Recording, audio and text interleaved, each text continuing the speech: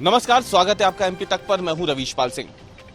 मध्य प्रदेश में भारतीय जनता पार्टी ने 2023 के विधानसभा चुनाव की तैयारियां शुरू कर दी है। अब ये बात क्यों सामने आ रही है? दरअसल लगातार जो बड़े नेता हैं भारतीय जनता पार्टी के, उनका मध्य प्रदेश दौरा जो है वो जारी है। अमित शाह या जो देश के गृह मंत्री है वो एक बार फिर से मध्य प्रदेश की धरती पर आ रहे हैं। 22 तारीख को कल अमित शाह 8 घंटे भोपाल में रहेंगे। इस दौरान वो अलग अलग कार्यक्रमों में शिरकत करेंगे, लेकिन सबकी नजर टिकी रहेगी तेंदुपत्ता संग्राहकों को जो बोनस वितरण होना है उस कार्यक्रम के लिए। अब आपको बता दें कि इस कार्यक्रम पर नजर क्यों रहेगी। दरअसल ये जो कार्यक्रम है इसमें बड़ी संख्या में आदिवासी समुदाय के लोगों को बुलाया गया है। माना जा रहा है कि भारतीय जनता पार्टी आदिवासी समुदाय के बीच अपने खोए हुए वोट बैंक को दोबारा वापस पाने की कोशिश में जुट गई है। इसके पीछे एक लंबा एक तरीके से देखा जाए तो इतिहास है कि कैसे भारतीय जनता पार्टी का ये वोट बैंक हुआ करता था, लेकिन उससे छिटका 2018 में। अब एक बार फिर से 2023 में जब विधानसभा चुनाव आ रहे हैं तो जो आदिवासी समुदाय है वो किस तरीके से 80 के करीब विधानसभा सीटों पर अपना असर रखता है, उसको ध्यान में रखते हुए अमित शाह का ये दौरा तय किया गया है।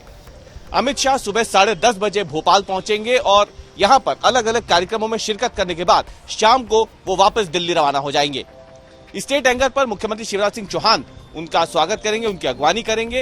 और इसके बाद अमित शाह सबसे पहले जाएंगे सीएपीटी। वहां पर एक कार्यक्रम होना है।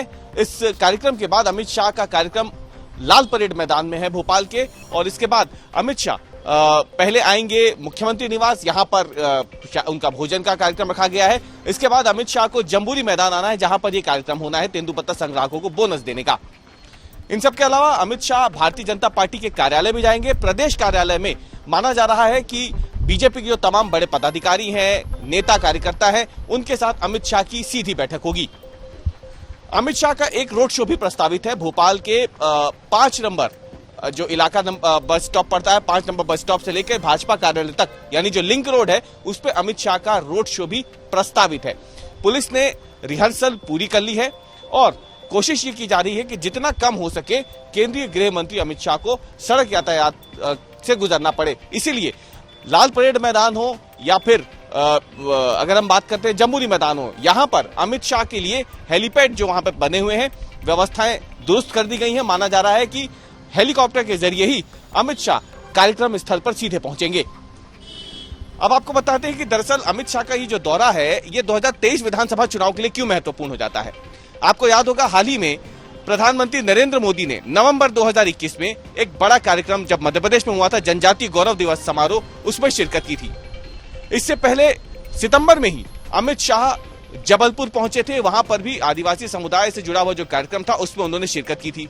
अब एक बार फिर से तेंदुपत्ता संग्राहकों को बोनस देने का जो कार्यक्रम है ये भी आदिवासी समुदाय से जुड़ा हुआ है, इसमें अमित शाह आ रहे हैं। इसके पीछे माना जा रहा है कि भारतीय जनता पार्टी की रणनीति है आदिवासी समुदाय में जो उसकी पैठ थी उसको एक बार फिर से खोई हुई पैठ को हासिल करना।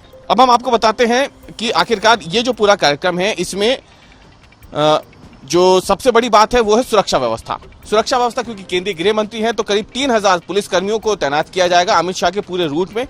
40 अफसर जो है एसपी स्तर तक के, डीएसपी से एसपी स्तर तक के जो 40 अधिकारी हैं, अफसर हैं, उन्हें भी भोपाल पुलिस को सौंपा गया है एक दिन के लिए। जहां जहां अमित शाह गुजरेंगे, जिस रूट से गुजरेंगे वहां पे बैरिकेडिंग कर दी गई है क्योंकि वहां पे जो ट्रैफिक है उसे रोकना होगा। अब अमित शाह का ये जो दौरा है विधानसभा चुनाव से पहले बेहद अहम इसलिए माना जा रहा है क्योंकि मध्य प्रदेश में करीब 20% आदिवासी वर्ग की आबादी है और ये आबादी जो है विधानसभा चुनावों में बहुत ज्यादा असर डालती है क्योंकि 47 सीटें ऐसी हैं जो अनुसूचित जनजाति वर्ग के लिए आरक्षित है। और अगर देखा जाए तो ये एक बड़ा आंकड़ा हो जाता है। 80 से ज्यादा सीटों पे एक तरीके देखा जाए तो ये आबादी असर डालती है। इसीलिए कोशिश ये है भारतीय जनता पार्टी की जो उसका खोया हुआ वोट बैंक है, क्योंकि 2018 में जब विधानसभा चुनाव हुए तो 47 में से महज 17 ही सीटें भारतीय जनता पार्टी जीत सकी थी, जबकि 30 आदिवासी बहुल सीटों पे कांग्रेस ने जीत हासिल की थी। इसीलिए माना जा रहा है कि अमित शाह के इस दौरे के जरिए भारतीय जनता पार्टी ने जो अपनी रणनीति तैयार की है बीते करीब 1 सालों से आदिवासी समुदाय को अपने पाले में करने की, उसी के तहत ये कार्यक्रम भी होगा और आने वाले समय में और भी इस तरीके के कार्यक्रम आयोजन मध्य प्रदेश में देखने को मिल सकते हैं।